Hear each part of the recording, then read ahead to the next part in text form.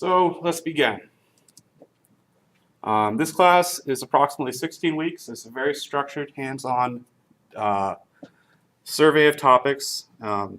It will take people who are complete newbies and turn them into pretty skilled ninjas if you try hard and get a decent grade.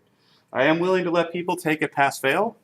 We are currently under the amount of seats that I want for the class. We have 12 open slots. We want it to be as filled as possible, so if you can advertise, that'd be great. Some people, this is a very difficult class compared to others, so they may not be willing to take it if they have to compete all the way for an A, but pass-fail may be more appealing to them. So, that last bullet point, final project. There is no final project. Let's forget that. So, here's basically the schedule. A better schedule is found on the syllabus calendar link. You should all have a paper copy in front of you. But we go hands-on into offensive topics like reverse engineering applications, perhaps closed source applications you don't have the source to find out what they're actually doing, which also has uses for malware reverse engineering, fuzzing and the art of finding vulnerabilities, and then developing exploits for vulnerabilities. And we'll go through skills ranging from writing shellcode to ROP exploitation to JIT exploitation. And the material has been much refined since last time. We're going to cover basic network hacking and then a number of weeks on web application hacking. Web applications are basically where all the action's at for the most part. That's where most of the bad guys get into companies. And we're going to cover advanced exploitation near the end and penetration testing topics like Metasploit and incident response topics like using volatility and doing forensics are at the end as well. What I like to do is I like to teach people how to do all the hard math, and then at the end I like showing them how to use the calculator. So that's what you should expect from this class. What's different from last time and this time is I've added another midterm before the drop day, so you have a better idea of how you're doing to be fair to students. And I've also taken out the term project and taken 5 lectures that freed up and added it in the beginning to give a more gradual introduction to all the topics to make it easier overall. There are also a few new homeworks, but in all you have 3 exams. The final exam is a take-home and about 9, maybe 10 homeworks. You may have more than one homework at a time. In fact, that will probably be common. But what I've done is taken the homeworks and made them shorter. So you may have 2 homeworks at the same time, but between the 2, you may have 10 problems total. I just go over topics very fast, and the best way to learn how to do them is to make you do them. And so that's my teaching style. So yeah, this was previously called offensive security. Some people who had a trademark on the term offensive security threatened to sue us. We didn't really want to comply. We just wanted to give this class a unique identity, so we named it Offensive Computer Security. We also have a new class that Joshua is teaching, Offensive Network Security, that teaches the more network in-depth set of topics related to this, and it's going to be very exciting. I myself own Redwood. I'm going to be your primary instructor. I have some fun specialties. Don't call me professor, but Professor Liu, he's the man who has graced us with the permission to do this all. That's me. I have a pretty awesome mohawk when I wear it up. That's actually from the DEF CON documentary. I'm in it twice. If you find the second time, you'll have a pretty good laugh. Yeah, my dissertation research is on critical infrastructure security, and it's a lot of fun. It's a very difficult problem. I like difficult problems. Some of the good stuff I did is I founded the CTF team here, and that has now become the Cybersecurity Club. And this guy there, can't name him, is a big part of that, and you should definitely check it out. Let's see, 2012, I had an internship at Sandia National Labs. One of my projects was voting machine hacking, and they pulled me aside to brief Obama's chief science advisor on the work we did there, and I had to brief him for 15 minutes. They taught me to wear my mohawk down. Usually, nowadays, I'm pretty good, and they make me wear my mohawk up. They tell me to come to work. There's big people coming today. Make sure you wear it up. I'm like, sweet. And then, yeah, I taught this class last time. And my opinions are of my own and not of any of my employers or my alien overlord masters. Um, and that's the website for that URL got mangled for the class. I'll email all of this out on Blackboard, the URL for the class. And you can save a lot of trees by not printing out all the lecture slides because, again, I'll be videotaping everything. And it also makes it so you don't have to take as much notes. So here's the grading breakdown. 55% of your grade is going to be homeworks. 30% is going to be midterm 1 and 2. And 15% is going to be the final. The grading policy is individual work only on every homework, assignment, everything. Do not share answers. You can talk about techniques and approaches, but don't share answers. Now, that's a fine line. Obviously, walk on the good side of it, please. So in all homeworks, I try to grade you based off your ability to utilize the required skills and to communicate what you did, what happened, etc. Communication is extremely important in security. If you can only say your shit sucks, it's not as good as saying you have a critical vulnerability in this form that allows people to inject arbitrary commands into the SQL database and allows them to expose personal information. That's way better than the prior statement. So most homeworks will not require access to the SATE lab. And forewarning, I do curse sometimes. I'm sorry. It's very common in security. If anyone has a problem with it, please let me know. I'll tune it down. I'm going to try and tune it down. Projects, disregard that. I forgot to take that out from last time.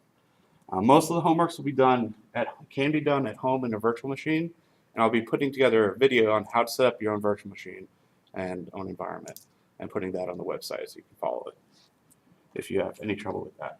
Midterm 1 is tentatively February 10th. Midterm 2 is tentatively April 2nd. They shouldn't change. Midterm 1 is approximately week 6, so 5 weeks from now. So extra credit will be granted for any participation in CTFs, and definitely see the Cybersecurity Club to get involved. To see a schedule of CTFs, just go to ctftime.org, and you can collaborate on CTF problems, and I'll distribute the extra credit that I deem it's worth among the collaborators. I'm pretty fair about that. So this class is basically about 2 things: security assessment and risk assessment. Risk is defined as some function based on the likelihood of some hacker group exercising a potential vulnerability or exploiting a potential vulnerability and the resulting impact of that action. All right? It's basically a function of your potential threats and your attack surface, and all the ways they can attack you. This is probably the best diagram I've found for this thing that we tend to call security. All of his neighbors got wiped out, and I'm sure he looked crazy up until that point. And security is really only appreciated when the threats are visible and are stopped. In the real world, security employees get a lot of bad press. You only hear about things getting hacked. You never hear about, oh, they stopped Anonymous, or they stopped this group or that group, or this Chinese group, Indian group, Russian group, or crazy, activist US group. So it only generates negative press for companies. It often, because of that, incentivizes security employees who are in charge of development groups or signing off on projects in a company, often incentivizes them to block development if it's expanding that attack surface they're trying to control too wildly or in a way they don't understand. And they are, what I think they should be more involved in the testing and the bug finding. It should be evaluated on the bugs found, because that is a metric you can use to measure how they are actively protecting your organization. And most companies don't do that.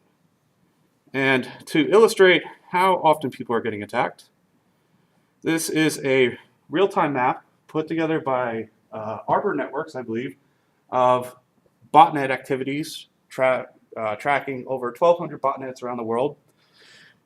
The big dots right here are showing a botnet putting down 113 gigabits per second down on target, and it's been going on for 17 days. If you watch this graph for a long enough time, you'll find that US is the target of most of the attacks. But sometimes it varies. France is a big target right now, and it's a pretty good indicator of how interesting the quote-unquote cyber war can be. At the bottom of this, there's snippets of the most interesting activity and phenomenons that they've reported, and it's worth looking at. In fact, it will be on homework 1. So you can do that in your own time. But that is just distributed denial of service. People use exploitation techniques to build botnets so they can achieve this. Taking down targets with simple crashes and simple denial of service exploits won't ever be tracked in a graph like this. Can't ever be visualized because that's a one-off attack. It doesn't take thousands of machines putting traffic down on a target. It takes someone on a phone sending a malicious series of packets to the target. It's very small, very hard to observe. It's a needle in a haystack event. And we're going to thoroughly explore the art of exploitation, the art of gaining unauthorized access, so we can understand it and prevent it. So this class is for seniors and grads who want to become the following, and we'll mainly focus on penetration testing and incident response. If you haven't taken a security class before, like ever, you might do pretty poorly. Also, if you're super lazy, you probably won't do well either. I don't care if you don't do your assigned reading for the other classes. In this class, I have chosen really good reading material, and it's going to help you out a lot. And sometimes it will end up on the test, even when we don't cover it in class. And it does help you on the homeworks. There are 2 textbooks. First one is The Hacking, the Art of Exploitation. You can pass it around. And the second one is the Web Application Hacker's Handbook. I replaced the previous textbook, Counterhack Reloaded, with this. We'll use it for the second half of the class. I don't have it with me right now. But I'll email out. If you have any problems finding this or any questions, just email me. So the first book comes with the live CD that is really good for setting up a VM to do most of the exercises and homework with. And I'll cover that more in a video how-to.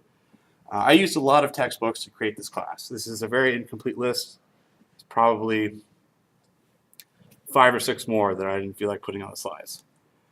So the motivations for covering offensive security material is that I feel teaching only defense is like teaching people how to play soccer and how to play goalie in soccer when they don't even know what the goal looks like. I've talked to scores of system administrators and they just can't think the way people who do offense do. They don't want to spend the time understanding how things get attacked because there's so many other things that they could be doing with their time creatively to help people, to automate things, this and that. And penetration testing is really the field. It's a well-established field. I think there's hundreds of millions of dollars in it right now. And it is the field of assessing the correct implementation of security controls and policies, and is often legally required for compliance with regulations. Most security courses also focus very heavily on cryptography, which is important. It's very important. However, a really good quote that explains my opinion is that one of the most dangerous aspects of cryptology is that you can almost measure it. Cryptographic algorithms really rise to the top by standing the test of time. And that's it. You can find all sorts of different cryptographic algorithms that have fallen into obscurity, and there's no real way to measure how secure some are against others. But that requires very advanced knowledge of cryptanalysis, and you don't need that to break into most systems. In fact, you don't need to deal with a lot of crypto to break into most systems. So the other motivations for this class is that pen testing is fun. People look at you like this, and you get paid to do it. The other motivation is incident response is very important. There are not enough of them. Websites are always going down. This is all stuff generated from last year. I haven't even captured 2013. So this is all from 2012. Things are always getting hacked. companies are losing lots of money, and then they're liable to pay for like identity protection services for the customers, and it costs even more money, and it makes them look really bad, and then they lose investors. And being able to do this requires a lot of knowledge of the offense, and pen testing is more the proactive side, and incident response is more the reactive side. So pen testing sounds a lot like hacking. You're getting paid to break stuff. Criminals, in a sense, get paid to break stuff by the money that they steal. So what's really the difference? The difference is one word: permission. If you have permission to do it, usually under some sort of contract that you negotiated with the client, you can hack things, right? If you don't have permission to do it, it's that simple. It's illegal. And current cybercrime laws are pretty outrageous. You can find all sorts of cases where people committed very small crimes and had probably no victims to them. And in some cases, they're punished worse than someone breaking into a facility, stealing nuclear secrets, and selling them to places like North Korea. In many cases, it's worse than rape and probably beating someone, to near death. It's just not worth it if you want a career in this field to go and touch stuff that you don't have permission to touch. So let's talk about vulnerabilities. This is graphs all taken from 2012 or earlier. I haven't updated these slides largely, and they do the trick well enough.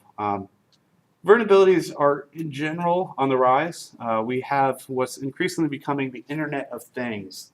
First it was desktops, then it's laptops, now it's iPhones, tablets, etc. And so mobile operating system vulnerabilities are somewhat on the rise. Operating system exploits, the subset of vulnerabilities that actually get exploited, are on the rise. And some of those are balled into jailbreaks. Critical infrastructure is very much on the rise, and that's my research area. It's scary stuff. And total vulnerabilities in general being disclosed is generally on the rise as well, although you might argue it's tapering off just by that graph. So let's talk about the debate of ethics and vulnerability disclosure, and say you are using your favorite service and you find a problem, a bug, a vulnerability. What do you do? Who do you tell if you want to tell someone, and how? How might they react? Would they ask, why are you looking at that? Why are you poking around at that? You're not authorized to look at that page. Would they sue you? Or would they react favorably, patch it, and say, thanks, you saved us from a potential liability problem? Or would they just ignore your email, put a ticket in, just close it in a month and never get back to it? What if you worked really hard to find it? What if you spent weeks doing it? Should there be some sort of monetary reward for your time? So let's discuss how we got here, because it is a little silly. So early on, this was before my time, first off, there were security mailing lists where people who were interested in this thing called security had closed emailing lists where they discussed potential vulnerabilities and ways attackers or unauthorized people could get into their systems and cause their companies all sorts of problems. And the problem for them is that the vendors don't care that much and don't see this thing as security as something they should be spending their hard-earned dollars and limited resources on solving. And so what these mailing lists, these communities, these small communities that were outside the vendors did, is they took these applications, discussed the vulnerabilities, and discussed the ways to properly configure them, or perhaps the ways to patch them themselves. Then FRAC came along around 1985, and that was definitely more underground and attacker-focused, and frequently publishing articles discussing latest exploitation techniques and crazy vulnerabilities and ways to get root in systems that can cause problems.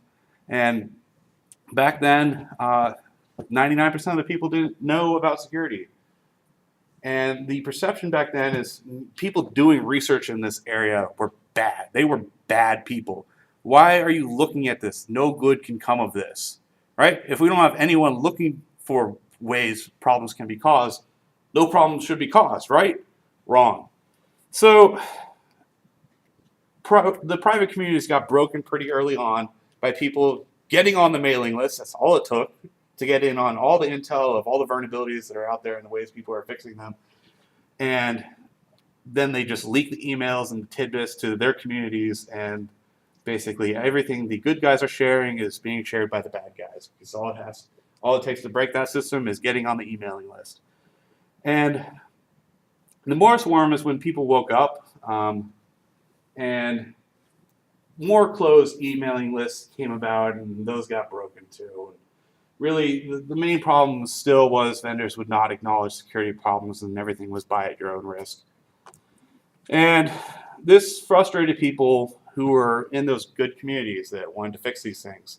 And telling vendors day after day that you have a problem and not getting fixed frustrated a lot of people, and people figured, well, maybe the only way to get this changed is just to tell everyone, good and bad. Full disclosure is what came about. And eight-legged groove machine was one of the first examples, and the basic format remains still today. It's a text-based report. It describes the affected software and operating system, description of the impact of the vulnerability if it were to be exploited, what the attacker gains access to and what they can influence, and a potential fix and workaround info, and whether or not they've reported to the vendor and who else before this. It was extremely controversial at the time because it created a problem to solve a problem. The problem it created is now everyone knows this can be broken and how, but also they're telling people how to fix it potentially. So it created a race. You want to pay attention to this so you can perhaps fix it before it gets exploited in your system. And it really made the vendors look bad. So in a sense, many argue this was necessary at the time just due to how reluctant vendors were to solve any of these problems. And this is an example of a SunOS vulnerability. It described a problem with basically all programs calling this function called syslog. It takes a string and it enters into the system log. It basically suffered from either a format string exploit or a buffer overflow. I can't remember. And they have no known secure platforms that affects all platforms, and blah blah blah. There's a good follow-up I found on this that this is an email chain that someone said they just called Sun support and they don't know anything about this, and they don't accept the eight-legged groove machine advisory as a problem and cannot prove the bug exists on quote-unquote our Sun OS host. Yeah, that's pretty frustrating to find. If you see something with working, perhaps proof of concept exploit code, and you talk to the vendor about this, and they're like, yeah, those are not the droids you are looking for, kind of thing. But the follow-up perhaps is more interesting, that the person who replied to that complaint is basically explaining that this is actually an acknowledged problem. There is an open bug report and a tracking number. It's just the person you're talking to was perhaps confused or misinformed. And so I'd like to argue that this time was really shaped by misinformation, miscommunication, and people not knowing how to communicate security well. And we've gotten a lot better at communicating security problems and how to address client expectations and how to address what's expected of vendors as well. So back then, situational awareness was bad, and that caused all this miscommunication and confusion. And the first reaction many had was to get the lawyers involved and start suing people because you shouldn't be looking at these things, people thought. And still, vendors were very slow at patching things, and solutions were very slow to come about. And many times attackers could get an exploit out quicker than a vendor could get a patch out. And this problem still plagues small startups and small companies. Many small startups cannot afford security people or someone with security background to make sure that their product is not a buy at your own risk type of situation. And so the main problems with full disclosure is they create a problem to force vendors to act. There's a lack of clarity about vulnerability research and the general legal issues involved and whether or not these people should be sued or could be sued. And often the vendor's first reaction was to get the lawyers involved. The underground industry evolved and somewhat thrived around all this new information that's being told to everyone. And the bottom line is that a lot of researchers became famous from it. Look at me, I'm so elite. I hacked all the things, and this is how. And full disclosure also did not ostensibly result in a reduction of attacks, although that statement is extremely hard to measure. I'd say impossible to. So many believe that full disclosure is what enabled mass malware and the rise of worms, because people were just reusing these disclosed descriptions of vulnerabilities or this disclosed proof of concept exploit code. And so many of these things, I love you, code red, et cetera, were actually things that were previously in full disclosure lists that someone just weaponized and used for their own purposes. And so what people realize is that perhaps this might be solving some problems, but we need a better way to do things, to handle disclosure, to fix problems. And so someone submitted to a committee a process for responsible disclosure. And it, in the end, puts the responsibility on the researchers and not the vendors to fix the problems. It basically said that the researchers will withhold disclosure, withhold gaining all the glory until the vendors patch it. What happens if the vendors just don't acknowledge it? Well, no problem is going to get solved.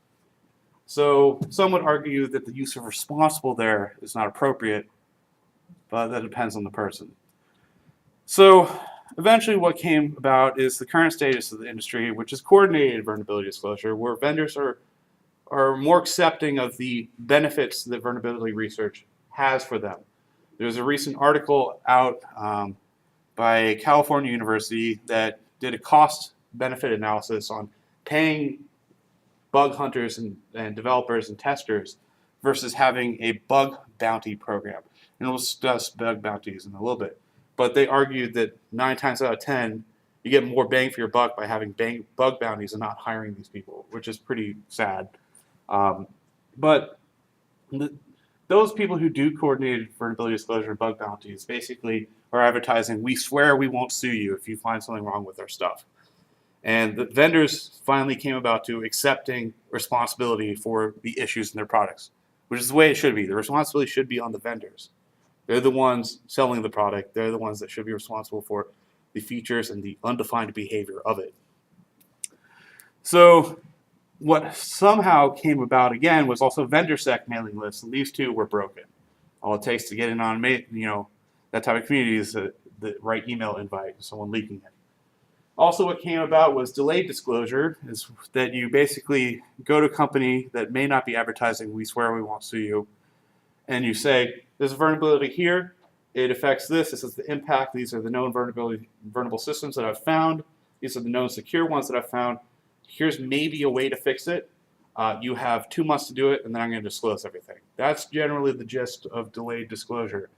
And so this is what you find at many, many conferences like Black Hat and DEF CON, although it's also bug bounty stuff there too, where people want to gain all the glory from it. And they've arguably done the responsible thing, told the vendor it's only the vendor's fault if they didn't fix it, but they get even more fame if it's exploitable, right? And it hasn't been patched. You're enabling all these people to go own things, right? So they get arguably more glory if it hasn't been patched. But glory only gets you so much. It won't get you, 3 hogs and a cot. Or sometimes it will. So bug bounties are also what are out today. And basically, people are realizing that vulnerability research is a very valuable service, and it should be rewarded. And the general reward scale is not based on the amount of time you took to find it or your skill. There's generally just flat bounties, and they scale. And the severity and the worth of the bug you found is determined by the vendor themselves. They're usually pretty sensible about it across the board. And so this is an old table from last year that I put together. Sometimes you can get thousands of dollars, sometimes tens of thousands of dollars for finding bugs in systems. And most of them are pretty good about it. There's a big list here. But the timeline really is that we had no disclosure and security was just like a magical thing. And then private communities and mailing lists, and that was broken by people getting in on them, and then we had full disclosure because the vendors weren't solving anything, but that just created also more problems. So that spawned responsible disclosure and the efforts we have now today for bug bounties. And so, as it stands today, vendors are pretty good at patching things across the board. There are still bad apples, but this report that I'm citing, the companies that they surveyed measured that 58% of all the companies patched the same day that bugs were disclosed and found to them, which is pretty impressive. And this tracks some bad guy trends, that things that are inexpensive to exploit and have large opportunities for what they can do afterwards are really the most widespread used. But sophisticated attacks, things that are really hard to exploit but also have really high value, are also on the rise. But the commodity or community, occasional, casual exploitation of things is also on the rise as well. But these are things that don't have much rewards. Maybe just defacing a website or doing things for the lulz or trolling people. Things that are inexpensive to exploit, like, hey, anonymous people, download Loik or Hoik and just run it, and you'll be connected to our botnet, and you'll just be targeting what we choose. So back to this graph about the trends and vulnerability disclosed. You could argue that despite the progression towards bug bounties, we're only having more and more vulnerabilities being disclosed. So isn't that really just meaning things are getting worse? I'd argue no, because we still don't have a way to measure the total known vulnerabilities to use that as a baseline to normalize that number. All we have is that and nothing else. So all we can say is really situational awareness about the number of vulnerabilities out there is getting better. The real metric that would be ideal is the percentage of vulnerabilities left unfound. If that number is getting smaller at the end of the day, there's overall progress. So this is a rather hilarious YouTube video that I'm very convinced the guy is trolling. He has very poor English to the point where I think he's forcing it just to be funny. And it is from the July of last year intrusion of the Apple developers website that exposed a lot of personally identifiable information and made Apple look really bad. And it was pretty funny, but pretty silly. Let's get to the actual meat of the class. Now that we've covered the disclosure debate, and really a lot of hacking techniques and penetration techniques is a cyclical process. You don't have to get to the next step to restart the cycle. Often you get to one step and you end up seeing more information, you're doing more reconnaissance. So I'll go through each one. There we go. So prior to getting a permission slip for penetration test, you're going to have to establish and work out the following things. You're going to have to find out what type of penetration test the client's willing to get. Are they going to allow physical access to the site or the location, or just remote access? Is social engineering allowed, which is a very tricky problem, because often the results of doing social engineering get misinterpreted and people get fired for the wrong things.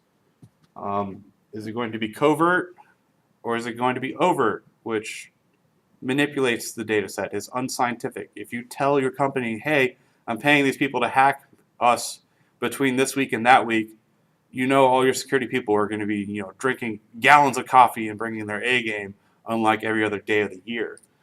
And then you have to establish the rules of engagement. What is off limits? Are you allowed to target all your systems, or just the production systems, or only just the development systems that are somehow remotely accessible for whatever reason? Are you allowed to target bring your own devices, people's personal iPhones and Android phones? Are you allowed to target third-party systems, which I've never heard of being allowed? because that's up to the third party.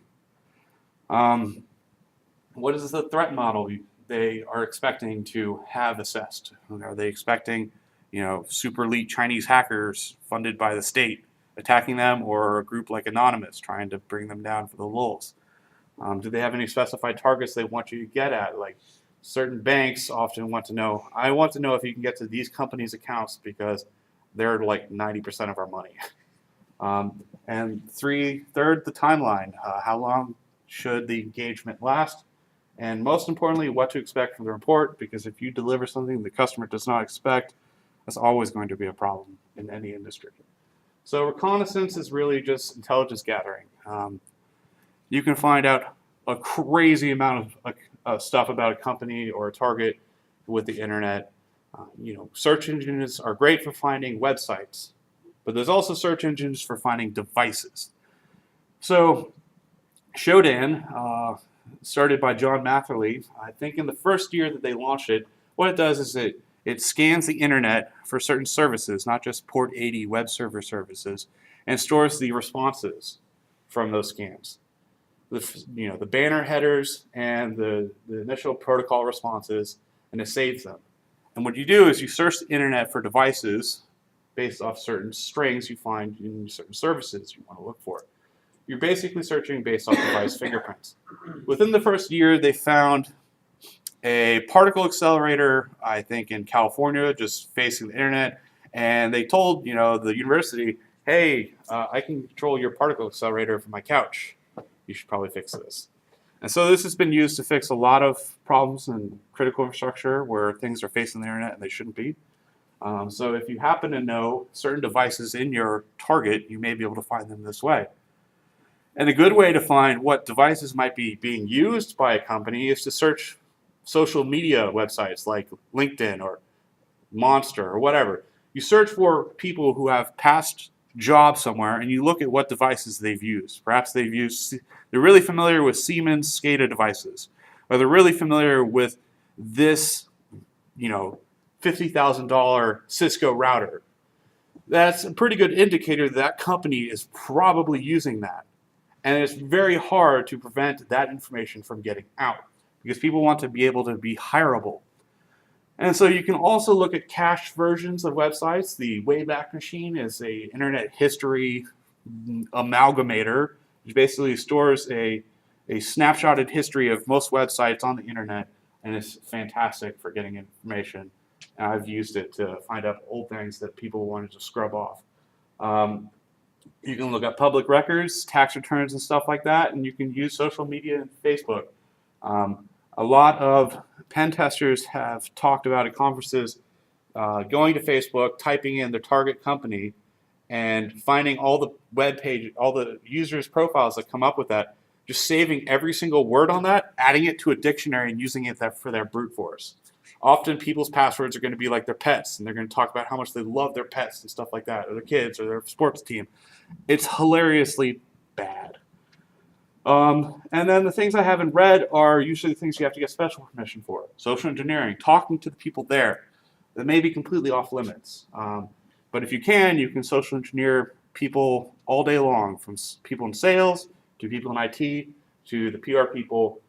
And if you have permission to do physical engagement and visit in person and perhaps pick locks, there's way more you can do, and we'll cover that in the very last week. And all this is really intelligence gathering. Obviously, you can make allusions to espionage and the spy craft. But really, everything I discussed is either open source intelligence gathering or human intelligence gathering. And human is usually off limits.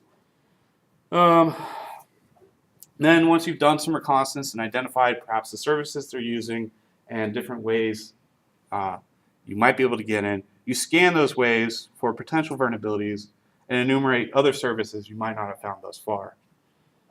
And then you can repeat, do more reconnaissance as you gain more information and repeat that cycle. But basically what you're trying to do is identify some form of attack surface. That's the most important word this lecture outside of permission.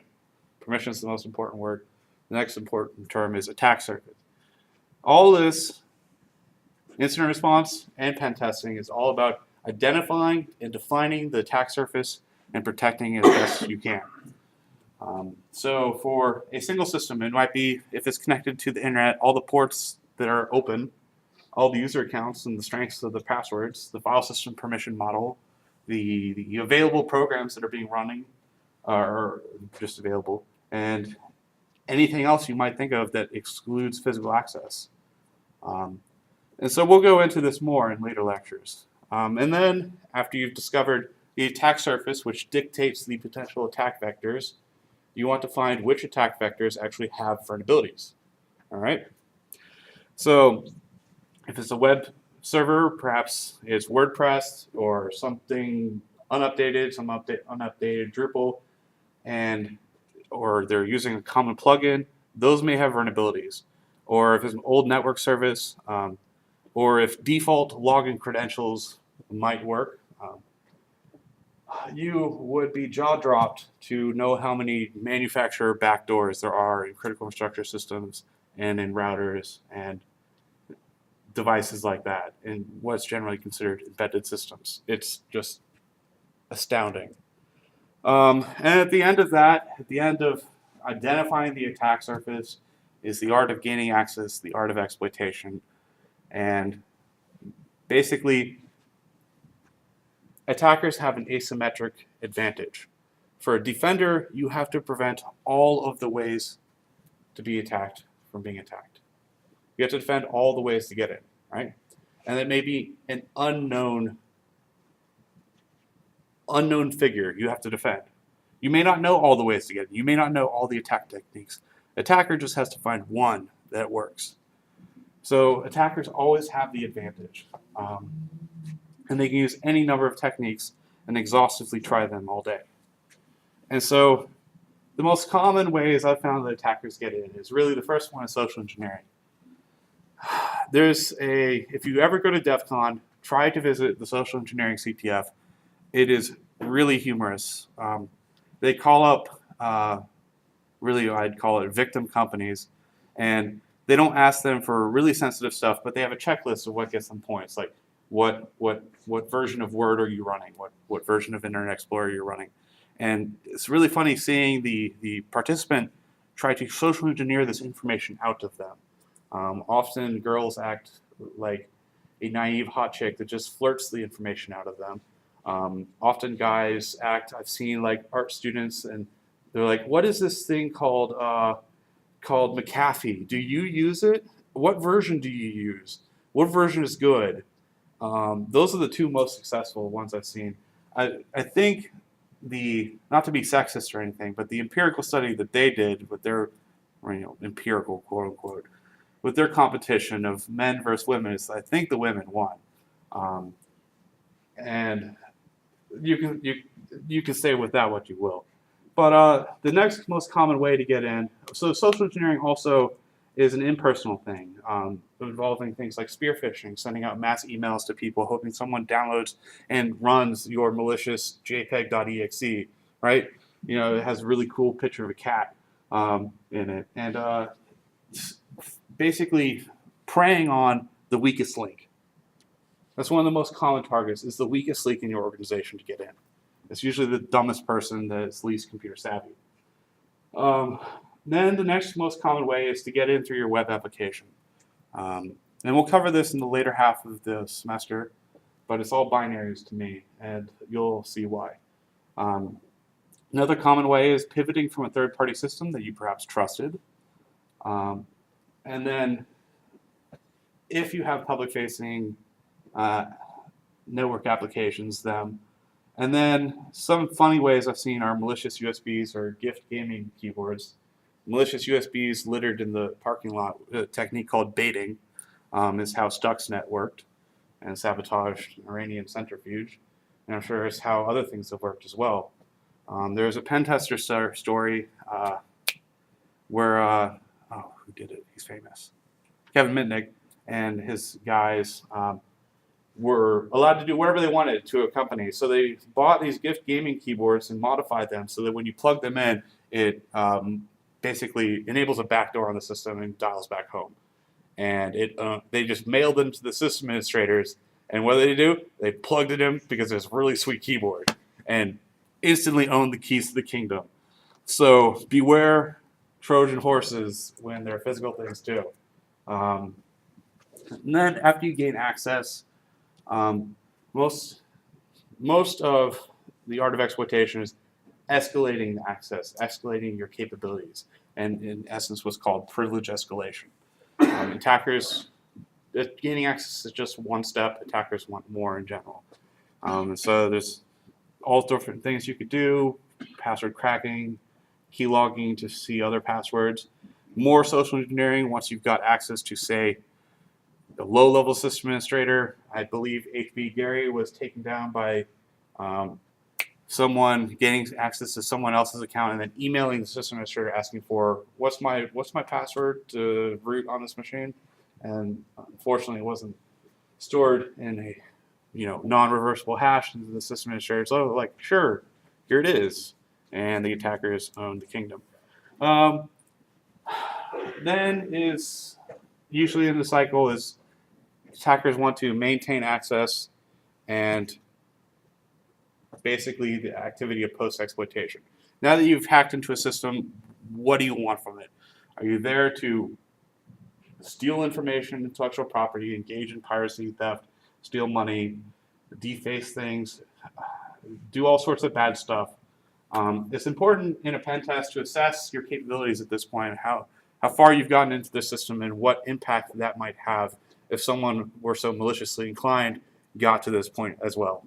And so it's important to keep an open mind and be creative when describing these types of activities that might be possible. And so what you will learn in this class, and we might end a little early, is x86 reverse engineering. You'll learn secure C coding and code auditing. You'll learn exploit development from what people would consider the original to the most modern techniques, although I found papers that explain, well, date back to the 70s, they explain the most modern techniques in just different terminologies. So I really wonder how modern they are. And I'll share that with you. There's a paper by a committee of NSA people and MITRE and others. It was really interesting to read. We'll learn web application hacking, network hacking, so dive into social engineering, into post-exploitation techniques. And if we make it, we'll have a lock-picking workshop. And I'll have you guys pick locks because physical security is a very, very important part of cybersecurity. If you don't do background checks, but you have $20,000 IDS and a $15 lock on your server room, you really only have $15 of security on your server room because all I have to do is give you a fake resume, and if you don't background check me, I'm in your building and I can pick that lock and get physical access. And in security, if an attacker gets physical access, it is completely game over. That is the worst outcome you could have. So, but the most important thing is you're going to learn how to communicate these things. Because if you can just do these things and cannot communicate them, you're pretty worthless. You're not easy to hire, and it's hard to appreciate your work if you can't communicate it well. So there's three general models for threat models for explaining to a customer what they might want their threats centered around, or this is also used in software development lifecycle, such as the one at Microsoft and I believe the one at Google. One model is that attacker-centric. You start with the attacker and you evaluate their potential goals or what threats you might face, whether it's sabotage, defacing, or corporate espionage, stuff like that, and how they might achieve them. Or it might be software-centric. You start with the design and the architecture of the system. You attempt to step through like a model of it, looking for attacks against each component. Or you start from the assets in a trusted system, like the most important party's bank account, and you find all the ways to get to it from the basically the pot of gold. So it is very important to categorize threat and explain the capabilities posed by threats. And the number of threats is always increasing. And this is a pretty good diagram of the attacker lifecycle, but also is overlaid by three different categories of threat, which the most powerful is listed as Advanced Persistent Threat, also known as APT. It's a buzzword that started in 2012 of basically the elitist of elite hackers that are banded together, probably aren't working alone, and are potentially state-funded or mercenary groups, to hacktivists, which is probably best described as LulzSec, Anonymous, groups like that, to commodity threats, people who, well, can only really build and utilize the tools within their grasp, aren't able to network a group of people to pull off their attack, but are more able to test for intrusion detection systems and are generally as capable, but fewer in number as hacktivist groups. So it's important to keep in mind the threat model because risk at the end of the day is ultimately what you are assessing and is a function of the threat model you face and your attack surface and vulnerabilities. So the goals of the bad guys, thus, to keep in mind are money, credit cards, financial data, personally identifiable information, perhaps of your enemies or political dissidents. Has been known for nation states to target political dissidents online, find them, and then sometimes round them up and kill them. You saw a number of instances of that happening in the Arab Spring. It has happened in other countries as well. Passwords and password hashes usually are obtained in every hack. Sometimes the objective is total corporate sabotage, which happened in H.B. Gary. Potentially, it's your people that you're partnering with and not necessarily you. They may be using you to pivot into the people who trust you system and attack them. Or perhaps they're using you just for long-term backdoors in case you turn into a big startup and get bought out for a lot of money. Or they're just after your intellectual property, which is increasingly on the rise in APT attacks. Blah, blah. In the real world, they always have an advantage over pen testers. The best example of this is the $5 wrench solution. Bad guys really, you don't need to crack horribly complex crypto when you can buy a $5 wrench and beat the guy who designed it to near death till he tells you the secret how to break it or just the password. You can easily buy crime kits online. The Zeus, Trojan, Black Energy 2, that guy just got round up, which rises the number of people who have been successfully prosecuted in Russia for cybercrime to about 3. They can attack your partners, where in a pen test you don't have permission from the partner to attack them. They can usually attack, bring your own devices, so utilize, perhaps target your spouse or your significant other's laptop and hope that you plug in your phone to charge on the laptop at some point, at which point it affects your phone, and then you bring it to work, and then they get inside the work network. They can use proxies, they can spoof IPs, they can spoof MAC addresses and be completely anonymous online. And they can break any number of laws because that's the business they're in. Unlike being a pen tester, you have to have permission for almost everything you do. So they have an asymmetric advantage. And this is ultimately why pen testing and incident response is so important. And I'm sure many of you have doubts saying, many of the things we'll learn about, like buffer overflows, have been around for 40 years. It's 2014 already. Can't we just fix these things and keep everything patched up to date and not use unsafe code, use safer languages, have everyone use strong passwords and not be dumb? All of this is unlikely to ever be solved. I feel strong passwords are increasingly being argued to be dead. You're always going to have dumb users. Safe code is hard to do, even in safer languages. And keeping everything patched is sometimes not a solution or an option.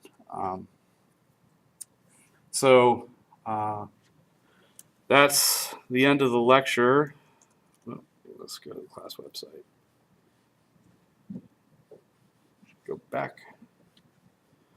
All right, so what you'll find on the class website is the link to the syllabus and calendar. You'll have a link to the assignments. Homework 1 is out. I'm in the habit of releasing things early because I get them done kind of early. And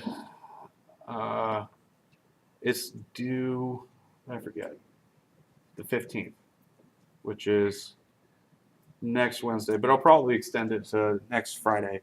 It's pretty easy. It's a very basic homework. I expect everyone to get 100 on it. But on the lectures page, you'll find, when I do lectures, you'll find the lecture videos uploaded to YouTube and posted here. And there'll be an embedded link that you can click straight through. And they'll typically be 1080p quality.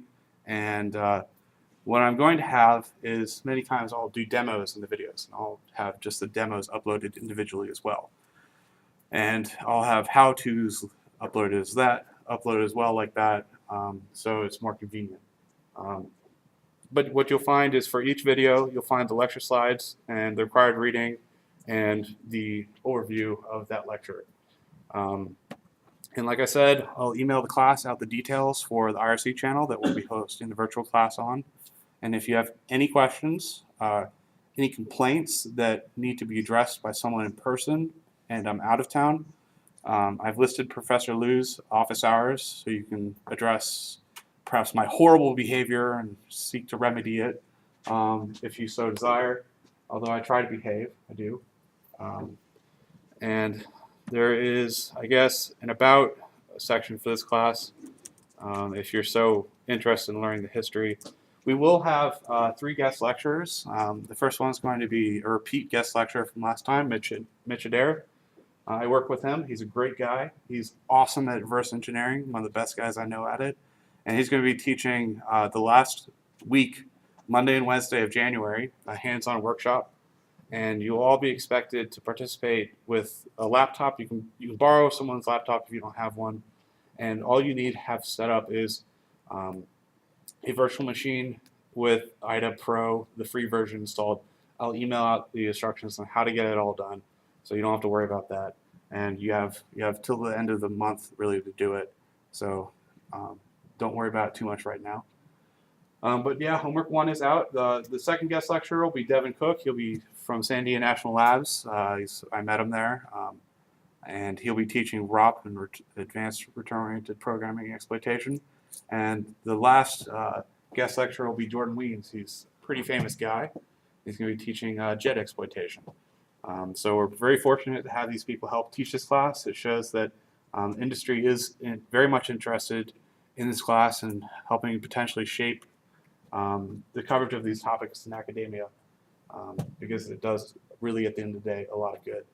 So I have, at the end of the lecture slides, today's reading, which is really just part of the first chapter, which is labeled in hex.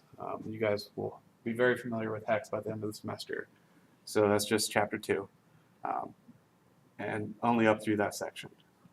So any questions? Yeah. How are we, you said that we're not always going to meet in person. How are you going to discern if we're meeting in person on a particular day like this Thursday or next Tuesday? I will email you guys all out on Blackboard very much ahead of time. I should have the whole schedule of when we're going to meet in person, definitely for the midterm 1 and 2, right? And I will try to meet in person for the midterm reviews before each one, so I can better address anyone's questions in person. But it should be relatively a few times, 3, 4 or so. But I'll try to have the whole schedule finalized, emailed to everyone, so everyone knows by the end of this week.